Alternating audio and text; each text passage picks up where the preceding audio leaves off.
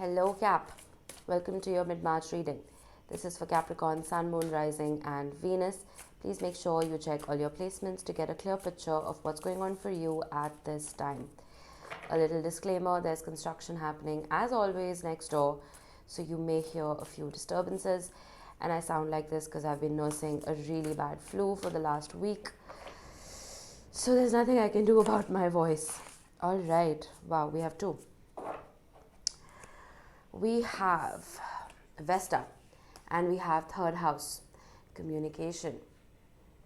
Vesta is making some beautiful aspects. I will have to check, but yeah, I know it entered Aquarius on the 10th of March, but I do know that Venus and Mars are also doing a little dance with Vesta in the second half of March.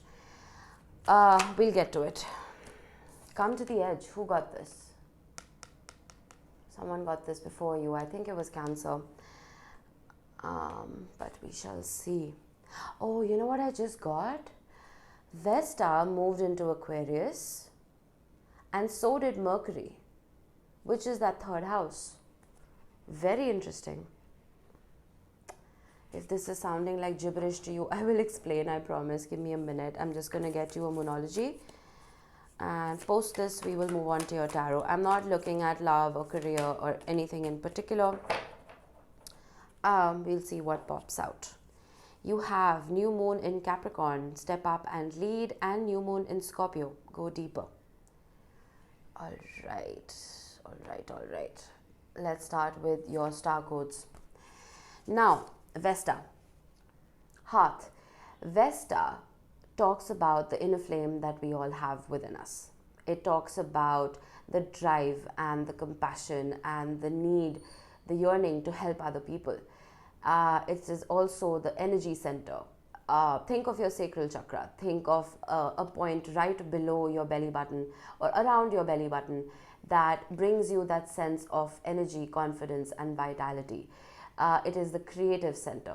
Now, Hearth can talk about you wanting to help other people, you having that drive to help other people, but sometimes when we overgive and overdo and go out of our way, so to speak, we can diminish the flame within us.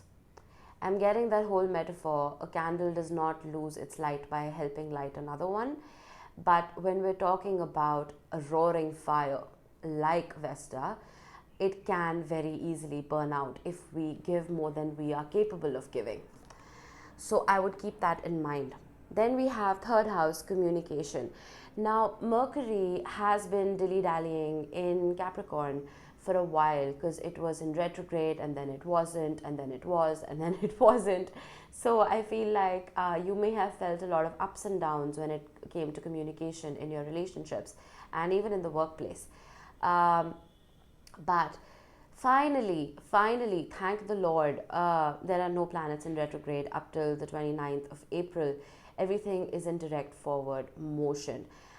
Mercury is in Pisces right now, and I feel like communication in general, it may have taken on a more Neptunian, dreamy quality, but it is moving regardless. And third house talks about, well, how you express yourself.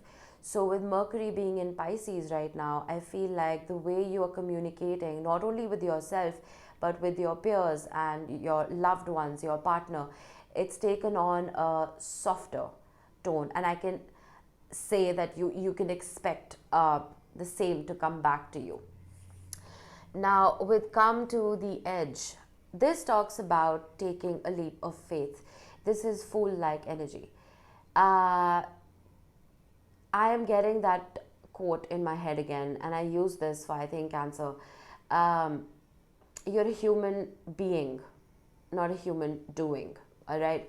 Someone very wise said that. But sometimes I disagree with that statement. Sometimes I feel like it's easier and safer to sit on your hands because you're afraid of taking that risk. But you will never know what's going to come out of it if you don't take that leap. It's a trust fall. You need to trust the universe. If there is a risk that you have been trying to rationalize in your mind. And Capricorn, you being such a grounded, stable, practical earth sign, you will never take a risk that is not calculated. I can guarantee that. So calculate those risks, make a pro-con list, but take that leap. I think you will be happy with what you find. Now, we have new moon in Capricorn, step up and lead. Some of you may be starting your own businesses. Some of you may be leading a brand new team at work. And some of you may just feel that drive to do more in your relationship. It is possible that there may have been an imbalance. Now, this is not going to resonate for everyone. But if there has been an imbalance, I see you taking the lead here. And go deeper. I feel like sometimes in life, and especially when we're in Aquarius season, and I mean, I'm not trying to insult any Aquarians here, but Aquarius is an umbrella energy for me. It is just talking about the future, inventing things, just being, having your fingers in a lot of pies, basically. What happens in Aquarius season is, which we have just passed, by the way, we start skipping over the details. Now in Pisces season, at least till the 20th of March, we will find ourselves delving deeper into our subconscious mind, into our psyche. I know this is a Scorpio card, but Pisces can also be a psychological investigator, delving deep into the shadow aspect of life and understanding why you are the way you are, why you've learned the lessons the way you've learned them in your life. You could be delving deeper into your childhood, how you've been raised. And I feel like this, if there's any time to delve deeper and ask yourself these questions and figure out parts of your personality, it is now. Because like I said, Pisces is a very soft energy. If one would do this in Scorpio season around November, my God, it would be harsh. Because Scorpio ruled by Pluto, it is not an easy energy to deal with. But doing it now, it's almost like we're closing out that astrological year, right? Pisces is the last sign of the zodiac, on the zodiac wheel. And whatever we've learned in the last year, we'll be greeted very, very softly with that energy. It's not going to slam us in the face. You know what I mean? Very esoteric. And I felt the same for Cancer. I remember saying that in their reading as well. All right, let's see what we have for you, Capricorn. Oh, there you are. And for those who think I'm dissing you, I am not. If there's one tarot card for every astrological zodiac sign, and the devil is yours. So this could very well just mean you standing in your power. We have the Six of Pentacles. That is stunning. You remember what I said about Vesta, about that equal give and take, making sure you don't overgive or undergive. I like that. And we have the Tower. Oh, whoa. I was not expecting that, but that is insane energy right here. Beautiful. Wow. What a reading already, Cap. I'm going to skim over these. I'm not going to say too much because I definitely need bridging energies here. With the devil is a couple of things. The devil is you, not in a bad way, but the devil can also mean patterns. It can mean feeling stuck in something, not being able to let go of something or someone, or even a thought process. The devil is the opposite of the Lovers. In the Lovers archetype, in the original Rider-Waite, the Lovers are being blessed by an angel. On the flip side, the devil in the original Rider-Waite, the Lovers are tied to each other and chained to each other and are being blessed almost by the devil himself. Sometimes we find ourselves in relationships that they could take on many roles. They could be karmic, they could be twin flames, they could be soulmates, and sometimes we start running around in circles asking ourselves, why did we get into this? What was the point? If it had to lead to destruction. But the devil teaches us very valuable lessons. It teaches us what not to repeat. The toxicity and the patterns that we've been repeating all our lives, sometimes there comes a point where you're just like, I need to break this almost curse. Sometimes this can stem from generational trauma.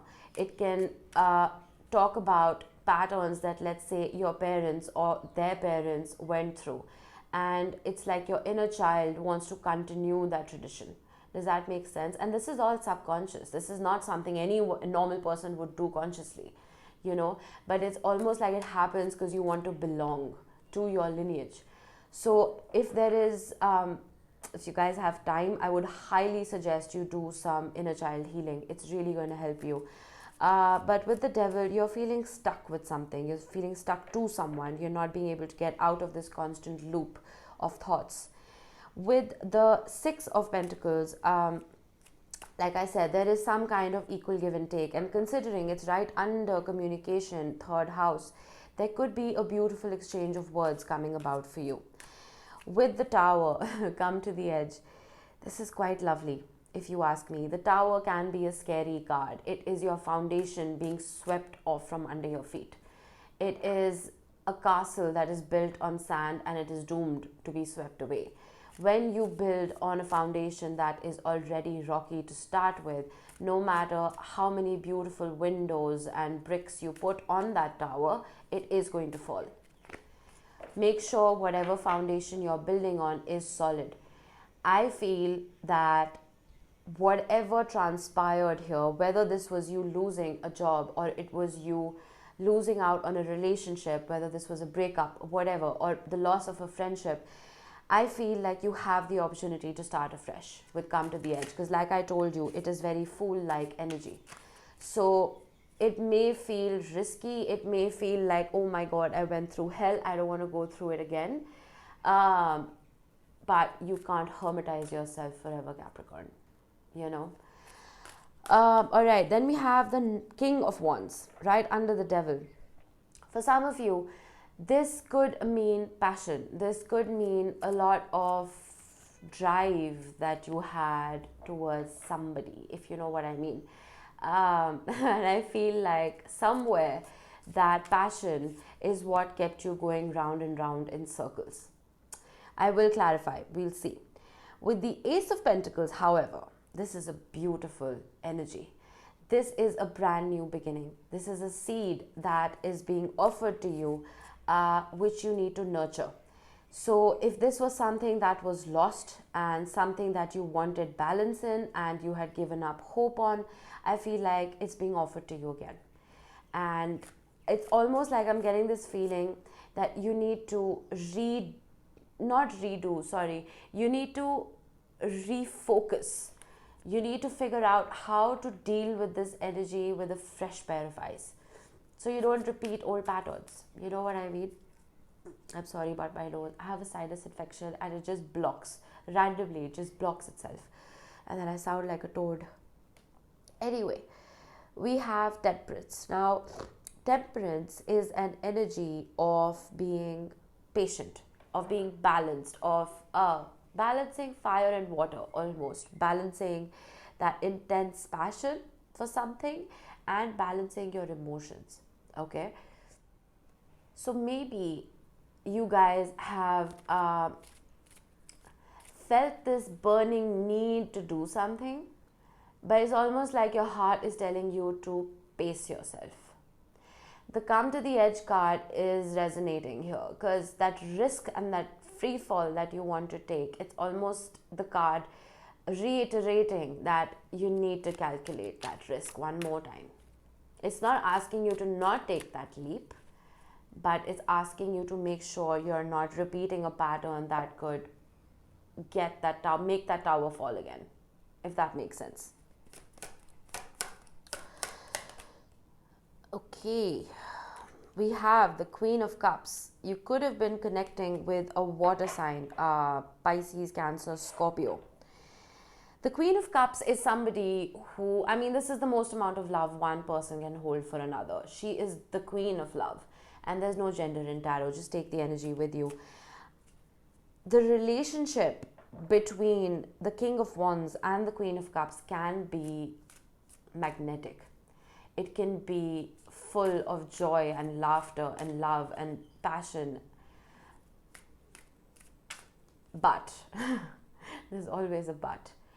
The King of Wands, whether this is your energy or the person you are dealing with, the King of Wands can almost be too playful for the Queen of Cups. The Queen of Cups is somebody who's very sensitive, someone who thinks more from the heart than from that Vesta energy, than from that solar plexus energy. You know, I'm going to get a crossing card to see what happened here, because yeah, okay, this came to an end with the World card. This was the closing out of a chapter. This was a breakup. And it wasn't something that happened very quickly. It's almost like it was long drawn out, because the World card is the last card in the major arcana. There is an arduous journey that the Fool undertakes in order to reach the world. It is also a beautiful card of mastering something. So I feel like through this relationship, whatever this was, you and the person you are dealing with, it's almost like you guys learned so much. There was so much wisdom that was gained through the lessons that you learned through this relationship. This has quickly turned into a love reading. Judgment. Interesting. The Judgment card can mean two things. It can be an awakening that happens within you towards somebody, or it is an awakening that happens within somebody else towards you. The Judgment card has been modernized into being a card of an ex coming back into your life.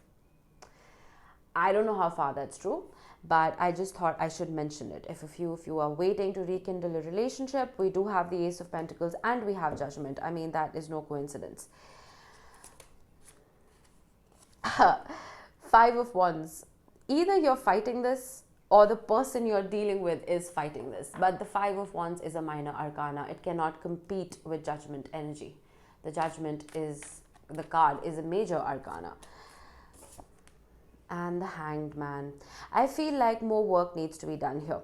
Because we have Temperance and Hangman together. See, that there's an underlying energy of wanting to take a leap of faith.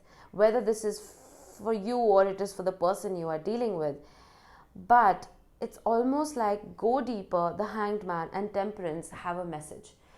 It's like they're saying there's more you need to learn, more that needs to be taken into account here. And whether this is for you or it is for somebody cross-watching, I am not certain. The energies can always be reversed. It's like you need to look at things from a different perspective. Because if you don't, you will be at a risk of repeating old patterns that will lead to another Tower moment. I'm getting this feeling like with the Ace of Pentacles, like I told you, it is a seed that is given to you, right? That needs to be nurtured. If you're going to spray a baby seed with fertilizer, it's going to die. You know what I mean? You need to gently sprinkle water on it. You can't even use it. I'm a gardener, so excuse the metaphors. You can't just use a hose and just kind of, you'll disrupt the seed. It's just going to flow away. It's almost like you need to redesign how you approach this connection and vice versa. We have the High Priestess. You have a lot of water energy. This is again, it's a Pisces card, but I get Cancer with this a lot. There is no communication happening. The High Priestess is somebody, now whether this is you coming about with this energy or it is someone you're dealing with, but I feel like communication popping up here, it's here for a reason. I feel like with the High Priestess, things have been quiet. The High Priestess is highly emotionally intelligent. She can be a psychic. She can be somebody who is who delves deep into the esoteric arts. It could be somebody who is very empathic, very compassionate. And if this is you keeping quiet. This is you not saying too much. And if this is someone you are dealing with, well, same. There isn't too much talk. Oh my God, I said there isn't too much talk and then I get the Eight of Wands. If there hasn't been too much talk, there will be. The Eight of Wands is a card of communication, and it can be a card of travel. So if you're in separation from this person through distance, I feel like you can expect them to come see you, or vice versa. There may be travel involved to see one another. But like I told you, with Mercury being direct, all planets being direct, this direct action, this forward movement is prevalent in every single reading. Bottom of the deck, we have the Lovers. I can't make this up. Five of Swords, Page of Wands, Three of Cups, King of Cups. Don't repeat patterns. With the Five of Swords, this is not going to be easy. Now this is a very specific reading for somebody who still carries that flame for somebody else, and vice versa. There is no shortcut to success. The Lovers is a major arcana. You have the Devil as well. Page of Wands, it's all right to start small. Okay. Three of Cups, there is a celebration that you will experience. This is a celebration with the people that you love, with friends, with family. And we have the King of Cups. This could be you, or could be someone you're dealing with. I'm getting a lot of water here. Being very emotionally intelligent when it comes to this. Very emotionally intelligent.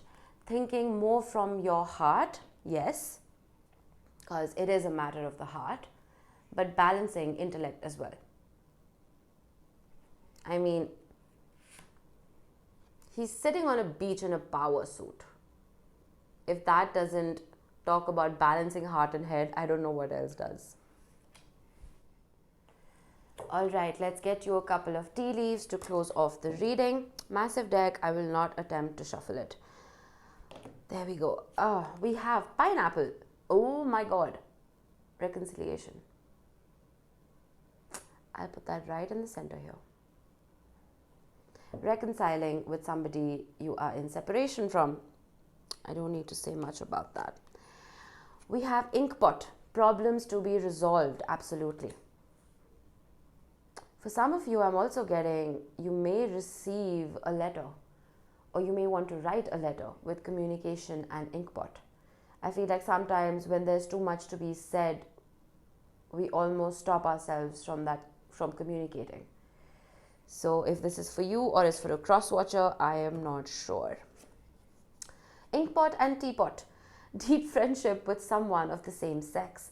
It could be possible that whatever it is that you are dealing with, there may be somebody in your environment who you could speak to about your issues. Someone who could have gone through something similar, and someone who can give you sound advice. And it could also mean you developing a deeper friendship with somebody who was a casual friend to start with. I know, very obvious, but I just had to say it. Needle and thread. A sincere wish being granted. Oh, I love that. Wish upon a star, Cap. Your wishes will come true. Finally, Gavel. Involvement with the law. Now, this is not going to resonate for all of you. I feel like if any of you have been in a legal situation, you can expect positive results. I am going to get one more card to clarify this. The Gavel has been popping up for a lot of signs. Bag. Something important, such as a new job or raise. Oh, that's what it means. So this could mean that you are signing a new contract at work, and it could mean that you are signing a new lease for a new home. Take it how it resonates, but I'm glad I pulled that clarifier, because the Gavel can be a scary card. But I feel like things are looking up for you. It's a beautiful reading. I hope this helped you guys. Enjoy the rest of March. I will see you next time, Cap. Bye-bye.